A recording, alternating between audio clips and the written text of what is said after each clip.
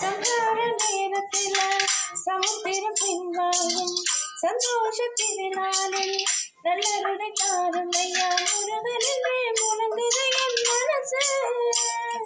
கடல போல உன் கருணை பெருசு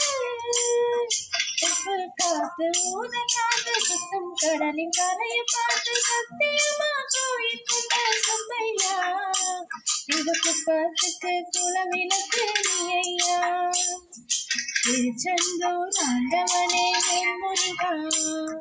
தினம் உனக்கு நன்றி சொல்வோம் நாள் மருகா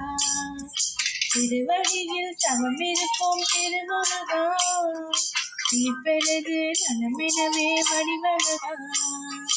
திருமுருகா திருமுருகா